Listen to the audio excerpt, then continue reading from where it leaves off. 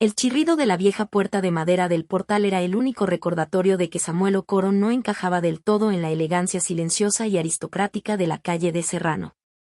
Noviembre había teñido los árboles del Paseo de la Castellana con tonos cobrizos y un viento fresco de otoño se colaba por los balcones de hierro forjado de Madrid. Samuel, un hombre de 34 años y mirada serena, caminaba con la discreción de quien no necesita hacer ruido para ser importante. Llevaba bajo el brazo una modesta bolsa de papel con pan recién hecho de la tahona y, en su mente, el peso de un secreto que guardaba bajo llave en una carpeta de cuero desgastada al fondo de su escritorio. Al entrar, se encontró con don Mateo, un ex abogado jubilado de espaldas encorvadas que luchaba con unas bolsas de la compra demasiado pesadas para su edad.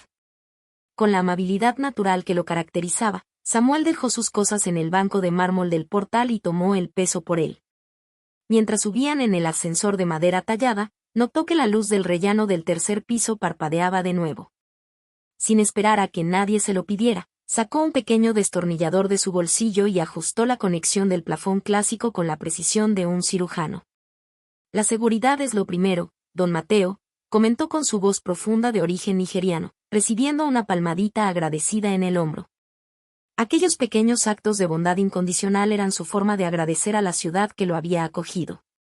Aunque pocos supieran que su talento como ingeniero de software senior le permitía mucho más que simples reparaciones domésticas. Dentro de casa, el aroma a café recién hecho envolvía el salón de techos altos. Lucía, su esposa, revisaba facturas en la mesa del comedor con un gesto de preocupación que a Samuel le partía el alma. Ella trabajaba duro en su agencia de comunicación, pero la vida en el barrio de Salamanca era una carga que parecía doblar sus hombros. Samuel, los gastos de comunidad han subido de nuevo y el seguro del edificio es asfixiante, suspiró ella sin levantar la vista. Él se acercó y le apretó suavemente el hombro para infundirle ánimos. Podría haberle dicho en ese instante que no había de qué preocuparse, que él era el dueño absoluto de cada ladrillo de ese edificio y que su patrimonio era fruto de años de inversión inteligente. Sin embargo, el miedo a ser amado solo por su dinero, una herida de su pasado, lo mantenía en silencio. Quería que Lucía estuviera con él por el hombre que le preparaba el té por las mañanas, no por los activos que poseía. La atmósfera cálida se quebró con el sonido del timbre. No era un toque suave, sino la demanda imperiosa de alguien que se cree dueño de todo lo que pisa. Doña Mercedes entró barriendo el salón con su abrigo de piel y una mirada que inspeccionaba hasta el último rincón en busca de señales de pobreza. Saludó a su hija con un beso al aire y fijó sus ojos en Samuel con un desprecio que no se molestaba en ocultar. Todavía con las manos sucias de arreglar trastos, Samuel soltó con veneno, ignorando la dignidad con la que él la saludaba. Para Mercedes, un hombre de su origen y sencillez solo podía ser un parásito aprovechándose de la posición social de su hija. Se sentó con la rigidez de la antigua aristocracia y sacó un documento de su bolso. Mercedes entrega un sobre a Lucía y le dice: «Hija, he tomado una decisión sobre esta propiedad que tu marido no podrá ignorar por más tiempo. Querida audiencia, si la historia de Samuel Okoro y su silenciosa nobleza en las calles de Madrid les ha conmovido tanto como a nosotros, y sienten que estos relatos de integridad tienen un valor especial, les pido un pequeño gesto de cariño, por favor, escriban el número 8 en los comentarios. Ese número nos confirmará que están ahí, compartiendo este viaje con nosotros. Y si aún no forman parte de nuestra comunidad, les invito de corazón a suscribirse y activar la campanita. Su apoyo es el motor que nos permite seguir creando estas historias que buscan informar, pero sobre todo, inspirar el alma. Ahora, con el corazón expectante ante lo que doña Mercedes acaba de sentenciar, continuamos con el siguiente capítulo. Doña Mercedes no saludaba con palabras, sino con una inspección minuciosa que siempre terminaba en los zapatos modestos de Samuel, como si buscara en ellos la prueba de su supuesta indigencia. Aquella tarde, el escenario del juicio familiar se trasladó a un café histórico cerca del Parque del Retiro. Un rincón de Madrid donde los techos de escayola y los camareros con chaleco de satén parecían custodiar los secretos de la aristocracia desde hacía un siglo. Sobre las mesas de mármol frío, el brillo del cristal de las copas de vino reserva de La Rioja contrastaba con la sencillez de Samuel, quien escuchaba en silencio mientras Mercedes desgranaba sus críticas con la precisión de un cirujano. Es una cuestión de decoro, Lucía, sentenció Mercedes, dejando su copa con un golpe seco. He visto ese viejo Seat aparcado frente al portal otra vez. Es una mancha en la fachada de la calle de Serrano. El Mercedes nuevo del hijo de los marqueses de Aranda, ese sí es un coche que proyecta seguridad. Un hombre debe ser el pilar de su hogar, no un invitado que apenas puede mantener su propio transporte. Lucía agachó la cabeza, apretando los labios. En su mente, recordaba el último extracto bancario que había revisado esa mañana en la terraza de su casa, sintiendo ese peso agridulce en el pecho, el orgullo de creer que ella sola sostenía el techo bajo el cual dormían. Ignorando que Samuel ya había pagado cada cimiento de aquel edificio años antes de conocerla. Días después, mientras el sol de otoño bañaba los puestos de frutas del mercado de La Paz, Samuel se encontró con la tía Carmen. Ella, una mujer de mirada aguda que solía observar más de lo que hablaba, lo vio comprando una caja de pasteles artesanales en la tienda más exclusiva del mercado. Samuel, al verla, le entregó el ticket de una pastelería cara que había comprado para ella anteriormente, un pequeño gesto de agradecimiento por su trato justo que Carmen guardó con una mezcla de sospecha y curiosidad. ¿Por qué te empeñas en parecer menos de lo que eres, Samuel?, le preguntó ella en voz baja. Él solo sonrió, ajustándose el cuello de su chaqueta sencilla. A veces, tía Carmen, el valor de una persona se mide mejor cuando no hay oro que ciegue a quien mira. Sin embargo, la tormenta estalló esa misma noche en el salón del apartamento. Mercedes, en su afán por husmear entre las pertenencias de su hija con la excusa de buscar un mantón de Manila, encontró un recibo de transferencia de Lucía. El documento detallaba un pago mensual considerable destinado a una cuenta etiquetada como hipoteca. Para Mercedes, no hacían falta más pruebas. Entró en la cocina donde Samuel preparaba un café solo y blandió el papel como si fuera un arma cargada. Lo sabía. Eres un parásito, Samuel Okoro. Mi hija se deja la piel pagando esta casa mientras tú juegas a ser el manitas del barrio con tu caja de herramientas. Has estado viviendo de su sudor desde el primer día. Lucía entró en la habitación, con el rostro pálido al ver el recibo en manos de su madre. La humillación brillaba en los ojos de Mercedes, una satisfacción cruel que no admitía réplica. Samuel miró el papel y luego a su esposa, viendo en sus ojos la duda sembrada por 2 años de silencios. Mercedes no esperó a que él hablara, salió al pasillo con una determinación gélida, sacando su teléfono del bolso con manos temblorosas de rabia. Mercedes llama a su abogado personal, Gerald Marcus, y le ordena: prepara los documentos. Quiero a ese hombre fuera de la vida de mi hija antes de Navidad. Las invitaciones grabadas en oro para el 2º aniversario de bodas ya estaban sobre la mesa del comedor, pero para Samuel, cada sobre parecía un desafío silencioso a su propia dignidad. Mientras tocaba el relieve de las letras, sentía que no eran simples tarjetas, sino el despliegue de una batalla que no había buscado. Mercedes había tomado las riendas de la celebración, convirtiéndola en una vitrina de su estatus social donde Samuel no era más que una sombra incómoda. En medio del ajetreo, Mateo, el vecino, le entrega a Samuel un documento legal antiguo, advirtiéndole que en Madrid, las paredes tienen oídos, pero las escrituras tienen la última palabra. Aquel anciano, que había visto pasar décadas de secretos por las calles de Salamanca, depositaba en sus manos un recordatorio de que la verdad tiene su propio peso. Buscando un respiro de la asfixiante atmósfera de su propio salón, Samuel visitó en secreto su propiedad de inversión, el dúplex en otra zona de Madrid, asegurándose de que sus inquilinos estuvieran bien. Aquel edificio sólido y bien cuidado era su refugio de realidad frente a las mentiras y desprecios de su suegra. Allí no era el yerno bajo sospecha, sino el hombre previsor que construía un futuro. Sin embargo, al regresar, un viento cortante bajaba de la Sierra de Madrid, anunciando una tormenta que no solo era meteorológica, sino emocional. La calidez de su hogar se había evaporado, reemplazada por el eco de voces ajenas y el brillo frío de los preparativos. Lucía lloraba en la cocina porque no podía permitirse el lujo que su madre exige para la fiesta. Las facturas de los arreglos florales y el catering de alta gama eran una montaña que ella sentía escalar sola. Cuando Samuel intentó consolarla con un abrazo, ella se zafó con un grito cargado de angustia: «Tú no entiendes lo que es llevar todo este peso». Sus palabras dolieron más que cualquier insulto de Mercedes, pues revelaban la brecha que el silencio de Samuel había cavado entre ellos. Mientras tanto, ajena al dolor de su hija, Mercedes organiza la fiesta de aniversario como una emboscada, invitando a sus amigos más influyentes para presenciar la caída pública de Samuel. La humillación alcanzó un nuevo nivel cuando Gerald Marcus llega a la casa de Samuel bajo las órdenes de Mercedes para realizar una inspección de activos, humillando a Samuel frente a los floristas y sirvientes.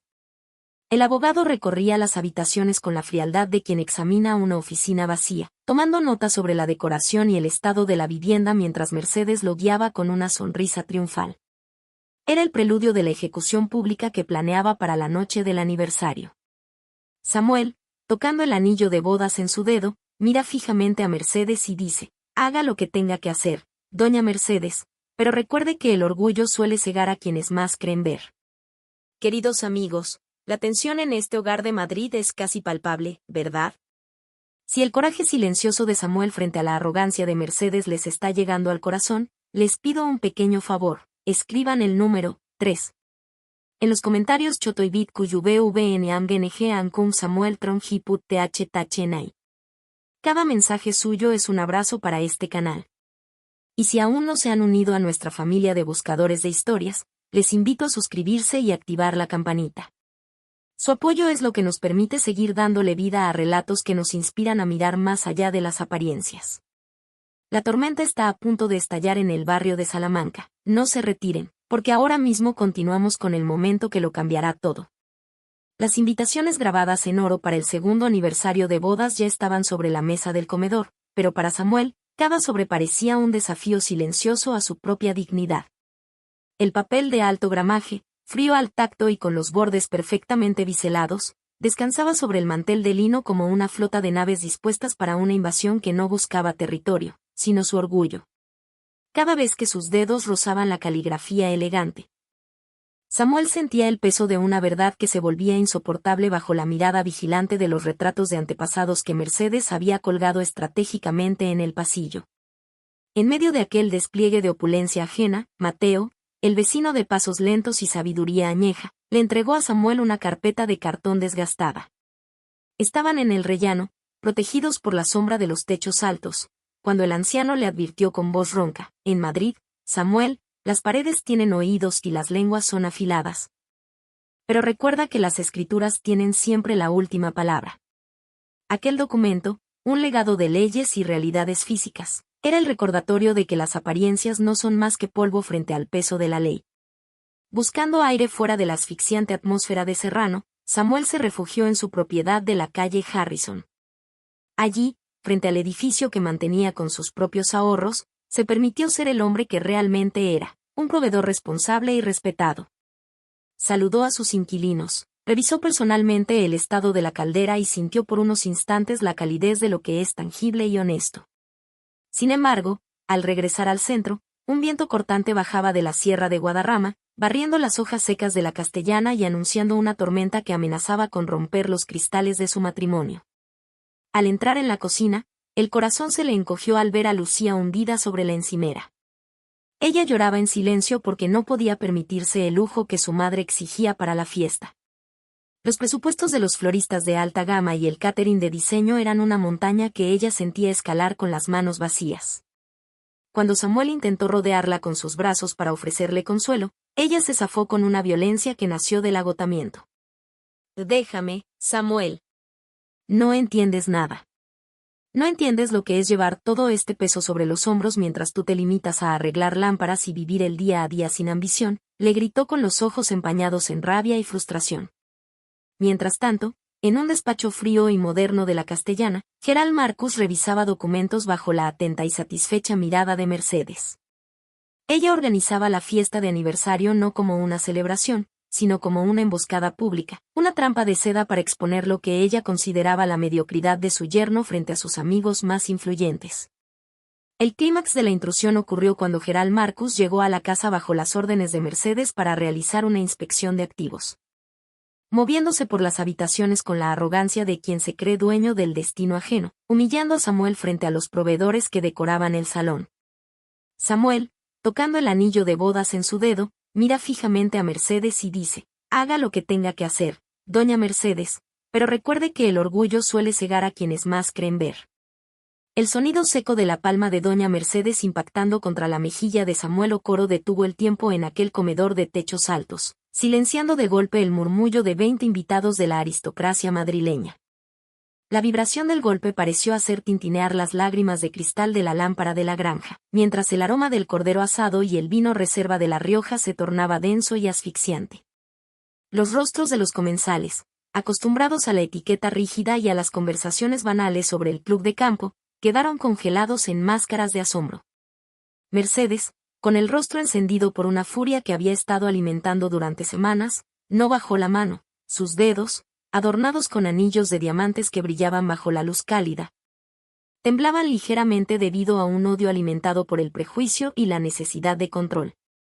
Momentos antes, la velada parecía transcurrir bajo una falsa pátina de cordialidad, pero Mercedes había aprovechado el momento del brindis para transformar la celebración en una ejecución pública.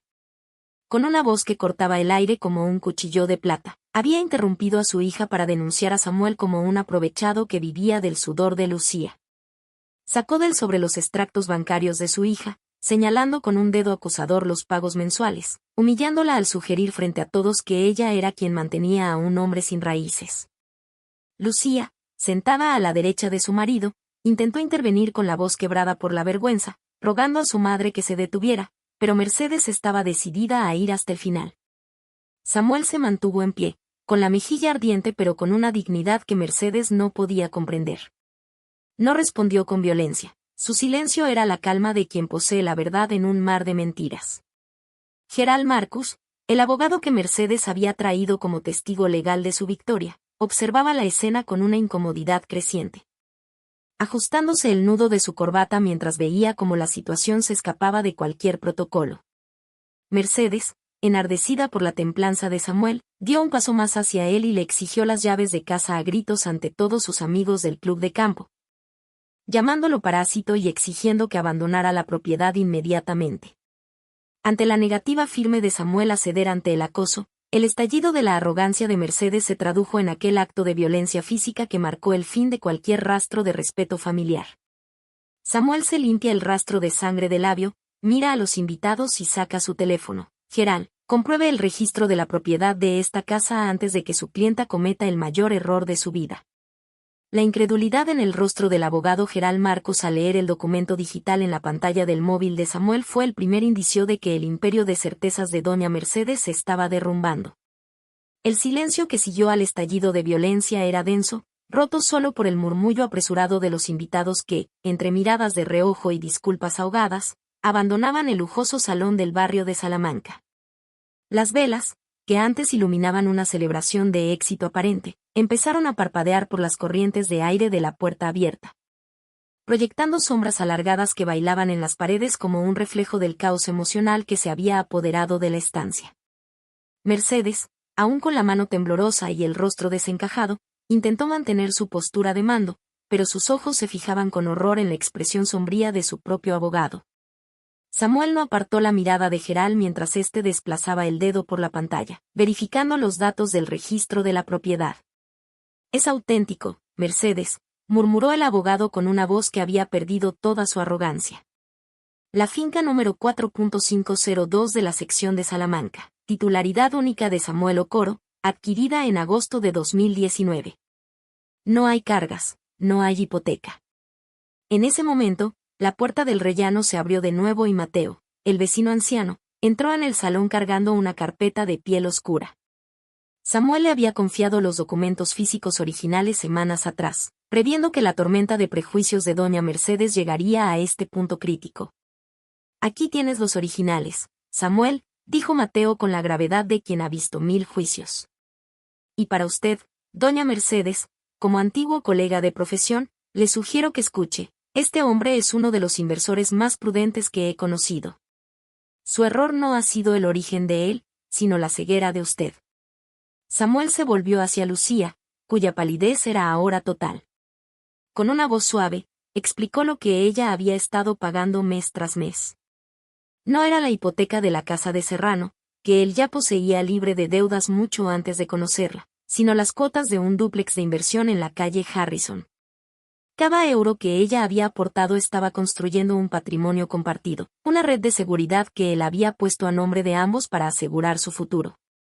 Mercedes intentó balbucear una negación, acusando a Samuel de manipulación, pero Gerald la detuvo en seco, advirtiéndole que Samuel tenía poder legal para denunciarla por asalto y acoso tras lo ocurrido frente a tantos testigos. Sin embargo, el dolor real no estaba en las amenazas legales, sino en la mirada de Lucía. Ella no celebró la riqueza descubierta, se sintió herida por la profundidad del secreto. ¿Por qué me dejaste pensar que yo era la única que luchaba por nosotros?, preguntó con la voz quebrada por la traición a la confianza. Samuel intentó explicar su miedo a no ser amado por sí mismo, pero comprendió que su falta de honestidad había cavado una brecha difícil de cerrar.